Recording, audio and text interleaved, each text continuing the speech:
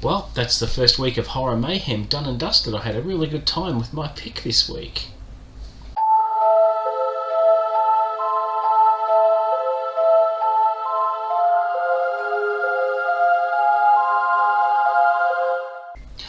What's up guys, welcome back to the channel and welcome to my first Horror Mayhem video for week 1. The Horror Mayhem project has been created by the Bookish Bryants, and I have posted their channel link below in the description, along with all the other co-hosts that are joining in to participate in this awesome project where we all come together and choose a weekly subgenre of horror where we read works of under 250 pages and submit our videos on them and share them with everyone. So it's a great project, and for week 1 I chose James Herbert's The Rats. So this is Herbert's first novel from 1974, and it's the same year as my birth year, so if I wanted to do a birth year tag it'd be pretty easy, so I might actually do that, we'll see. But I find it quite remarkable that The Rats, being the length it was a bit over 200 pages, but I was amazed to discover, and I just did a little bit of homework on this and ran a comparison with all of James Herbert's contemporaries. For example, other horror writers who got their start in the late 70s and early 80s had similar length books for a first novel. For example, Stephen King's Carrie, we know that's a very short one.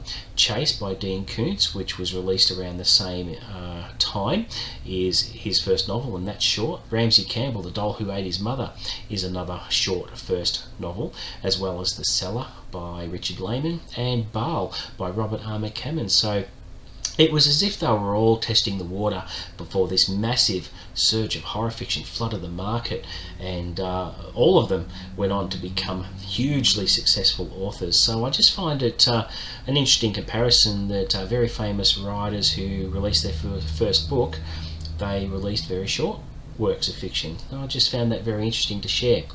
Not a great deal to talk about with this book given its length, it's only very short, but it packs a hell of a punch for a short read. So it opens with a few minor characters who don't really last very long because they get overcome by a new swarm of super smart rats, and no one knows where these bastards came from. They are absolutely ferocious. They love eating flesh off bones. They're like they have the same appetite as piranha do in South America. They just pick bodies clean. There is nothing left but bones, and it goes into a fair bit of detail of various attacks that people suffer and die from, but also not everyone dies right away from a rat attack. For example, if someone gets bitten, and there are a few victims that get bitten by a rat, even though they don't die, well, they're dead in 24 hours because the bites become massively infected, and the symptoms of the infection involves the skin stretching really tight until it can't contain anything, and then the body's just pretty much burst, and like a super virus, it works very quickly, and blood oozes from every orifice, and it's a horrible way to go, extremely painful. And yeah, James Herbert paints a very graphic picture of all the rat attacks. It was very confronting, and I can tell you, if I go to the cinema next time, I'm probably going to look under my seat because yeah, the graphic imagery that Herbert uses in his very first novel is very effective, and yeah, there's a reason he became a superstar in the horror genre. So we get introduced to a school teacher called Harris, who becomes the main character and the hero of the story. He, along with a couple of experts, get together and they eventually come up with a gas compound which proves to be lethal to the rats. So they release the gas and a lot of the rats die, and in a nutshell, the small part of London where all this takes place, the residents have been hiding in their homes because there's been no escape from these things. If you haven't read it, I urge you to, even though I'm giving spoilers here, but after seemingly the rats are all gone, the residents begin to relax and start coming out of their homes again.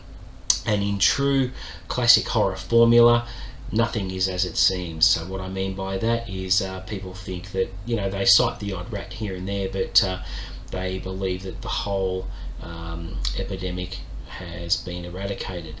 But as a lot of horror movie buffs would agree, that nothing is as it seems. So when you think something's over, there's always a last surprise. The killer seems to be dead, but the classic scene I would use is if someone's crawling away, you see the hand grab the ankle. This follows the same vein. So just when everybody thinks that the problem has been eradicated, the rats come back with a vengeance. And the climax of the novel involves Harris going head to head with a couple of rats and nearly dying in the process, in the old house down near the canal, where it's believed that the whole problem of the rats was conceived by a scientist who brought back a different species of rat from a tropical island.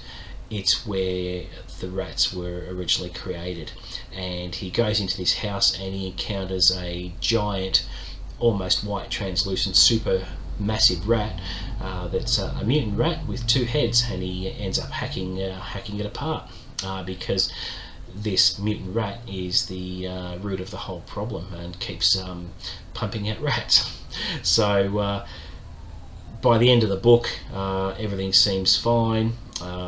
Harris makes it out of the house alive, but the epilogue actually reveals history repeating itself, with another massive mutant rat being born again, and the whole problem will repeat itself. And we know that the rats had spawned 2 sequels, Lair and Domain, which were written quite a few years apart. And having read this, I'm planning on reading both of those sequels sooner rather than later. It was a hell of a ride.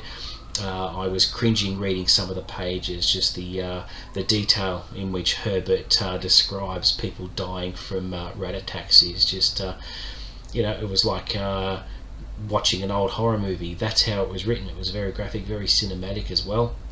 And yeah, I'll never look at rats the same way again. Not that we get them here in Australia, but yeah, there we go. So if you haven't read it, I highly recommend you do. It's a really quick read, a little over 200 pages. It only took me a couple of days to get through, and I really enjoyed it. Now, the other co-hosts have made their picks, and I think some videos are starting to be put up on YouTube with their thoughts and impressions. So I'm looking forward to seeing what my co-hosts come up with and what their thoughts and impressions are on what they picked for Supernatural Creature Horror Week. So there you go, guys. That is it for week 1 of Horror Mayhem. Week 2 is Gothic Horror, and I will be reading The Haunting of Rookwood House by Darcy Coates. She's an Australian author, and I like to support Australian authors, and bought that one digitally on Amazon, so it's ready to go on my tablet this weekend. I'll get a bit of a head start on week 2, and I will put that video up mid to late next week.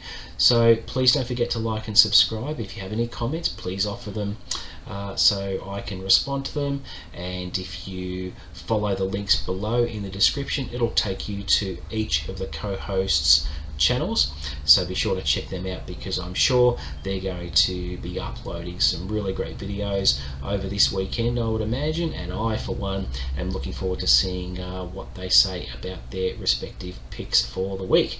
So there we go, guys. Until next time, see you later.